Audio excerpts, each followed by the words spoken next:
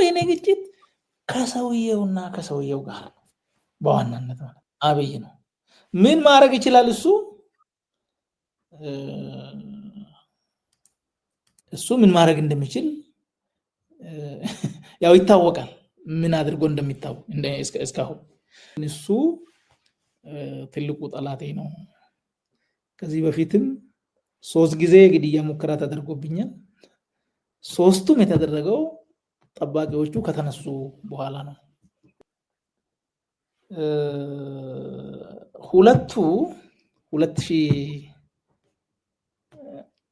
ኤግዛክትሊ እንትኑን አላቅም 2014 እና 2015 ውስጥ ነው የሆነው። 3ቱ ሁለቱ በአዳማ ነው፣ አንድ ቤት አካባቢ ነው። እና ሊገሉ ይፈልጋሉ ብሎ አንድ ሰው ጥበቃ ያስፈልጋል ካለ በኋላ በፖለቲካ ስትለይ ያንን ጥበቃ ሲያነሳ እና መልስ እንደው ጠመንጃ እንኳን ስጠኝ ሲባል እኛ አንገልህም ሌላው የራሴ ጉዳይ ሲል ሰው ከዛ ጋርም የሚታያይዘው ነገር አለ ማለት። ዋናው ጉዳይ ግን የያዝነው የህዝብ ጉዳይ ነው። ኮስት ሊኖር ይችላል።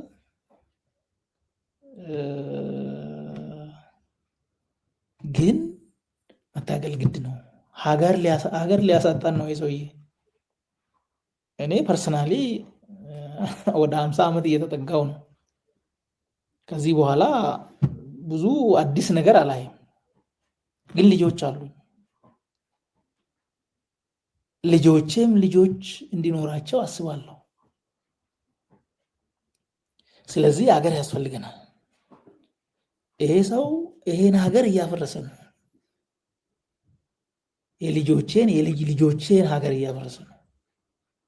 ምናልባት እሱ ሌላ ሀገር የተመቻቸ ሁኔታ ፈጥሮ ሊኖር ይችላል ለራሱና ለቤተሰቡ። ስለዚህ መታገል ግድ ነው።